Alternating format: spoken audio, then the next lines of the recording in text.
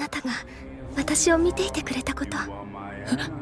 じゃあリゼさんも。私もあなたのことが好き。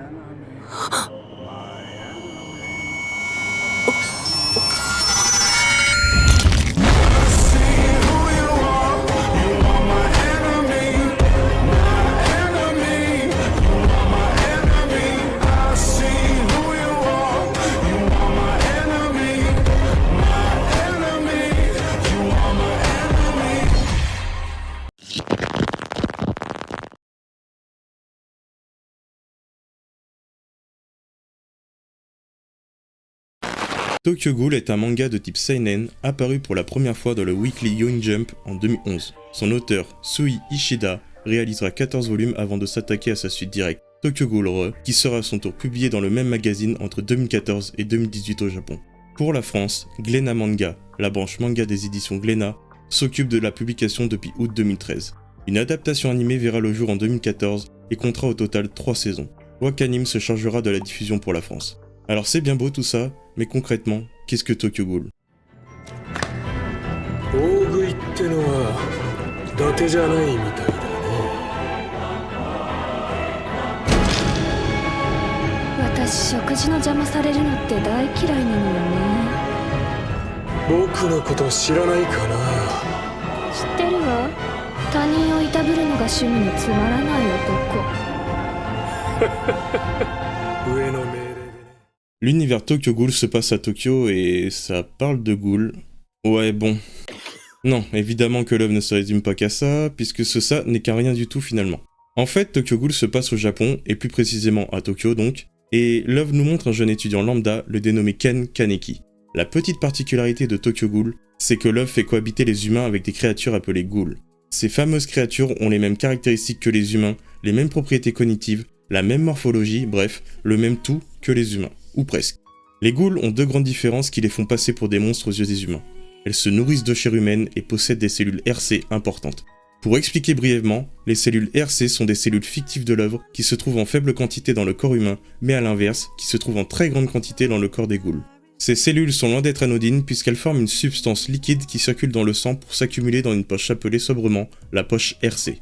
Dans cette poche RC, les cellules RC contenues peuvent jaillir du corps de la ghoul à son bon vouloir afin de former une substance à la fois souple et rigide qui va leur servir d'arme pour attaquer ou se défendre. Cette arme est appelée un kagune. Bon, ça paraît complexe à comprendre, mais je vous assure que ça ne l'est pas du tout. Pour faire très simple, Tokyo Ghoul fait coexister des humains avec des ghouls et ces dernières mangent les humains pour pouvoir vivre. Et ce Ken Kaneki alors? J'ai balancé son nom mais je ne vous ai pas encore dit quel intérêt il porte pour l'œuvre. Patience. J'y viens juste après, mais avant cela, je dois apporter une petite précision qui a son importance capitale. Dans cette vidéo, je vais uniquement faire allusion à l'anime, et non au manga, pour la simple et bonne raison que je n'ai tout simplement pas lu le manga. Pour ceux et celles qui ont cliqué sur cette vidéo afin de découvrir l'œuvre, vous vous dites probablement que cela ne doit pas avoir un impact majeur. Détrompez-vous. L'anime a semble-t-il pris beaucoup de liberté par rapport à l'œuvre originale, et n'ayant pas lu le manga donc, je ne pourrais pas non plus faire de comparaison entre les deux, pour vous mettre en lumière les grandes différences. Voilà. Pour les puristes qui estiment le manga très largement supérieur à l'anime, vous êtes prévenus. Alors ne venez pas m'assassiner dans les commentaires s'il vous plaît. Merci bien. À présent, il est temps d'entrer dans le vif du sujet.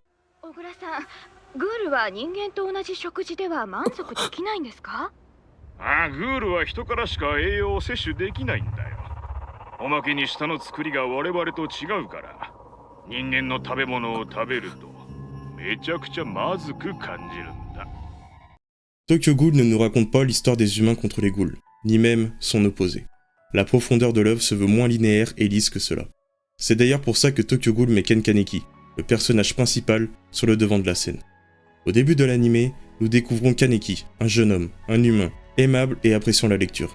C'est quelqu'un d'ordinaire et pourtant, le cours de sa vie va rapidement basculer lorsqu'il atterrit naïvement dans le piège que lui a tendu Lise, une ghoul. Surnommée la Goinfre, Lise fait partie de ces ghouls qui sont obnubilés par la chair humaine, et elles ne peuvent contenir un seuil de satiété satisfaisant et stable. Alors, Lise mange pour se nourrir, oui, mais aussi et surtout pour calmer ses besoins primaires de prédatrice. Son dévolu s'étant jeté sur Kaneki, le jeune homme ne peut résister aux assauts répétés de Lise. La prédatrice joue avec sa proie. Mais par un heureux hasard pour Kaneki, un événement inattendu viendra couper net les ardeurs de la Goinfre. Et un peu plus tard, nous apprenons que Lise n'a pas survécu et qu'un certain chirurgien, le docteur Kano, a transplanté les organes de cette dernière pour sauver Kaneki de ses blessures. Dès lors, l'étudiant deviendra un hybride mi-humain, mi-ghoul. Une caractéristique spécifique et physique renforcera cette différence. Kaneki ne possède qu'un seul œil rouge de ghoul. C'est cette seule partie qui détermine le récit entier de Tokyo Ghoul.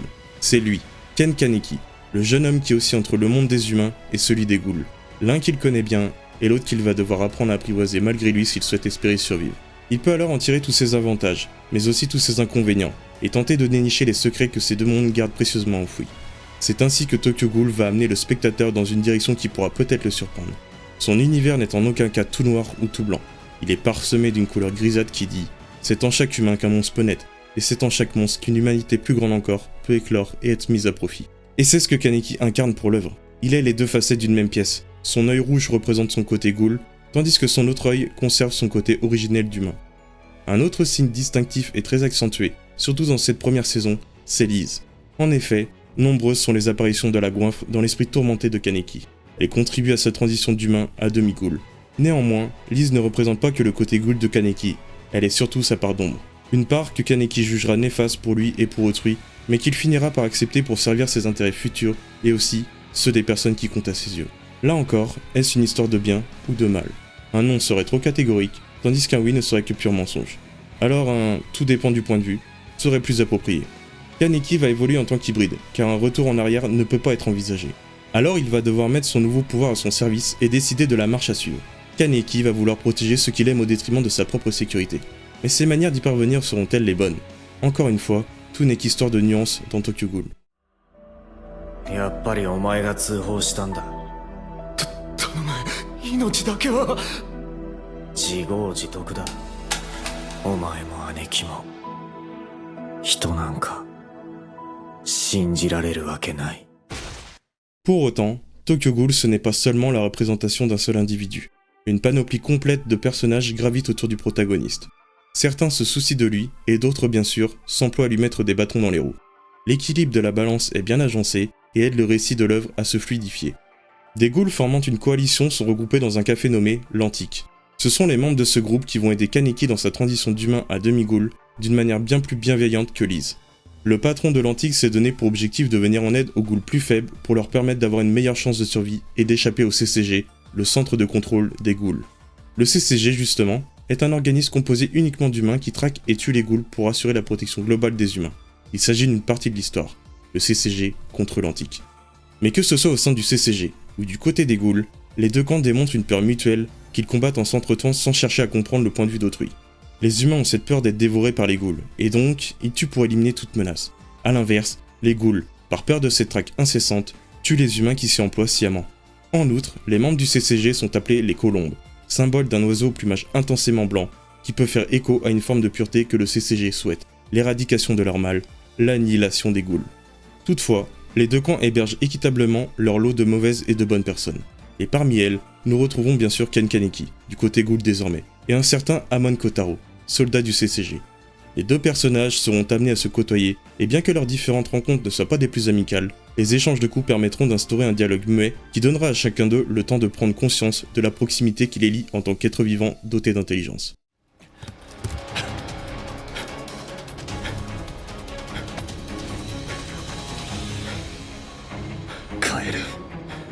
変えてみせる。間違った。この世界を。 Le chemin qu'a emprunté l'anime Tokyo Ghoul diverge certes du manga, de l'œuvre originelle, mais sa qualité n'en est pas amoindrie. C'est simplement que l'adaptation propose une vision singulière qui peut contrarier, mais qui peut tout aussi bien être appréciée à sa juste valeur. L'anime Tokyo Ghoul est bon dans ce qu'il propose. Sa technique est juste, son ambiance s'impose et reste fidèle tout du long de l'œuvre, et l'anime véhicule les bonnes émotions chez le spectateur au bon moment. Maintenant, c'est à vous de décider s'il est en droit de s'accaparer un peu de votre temps, ou non.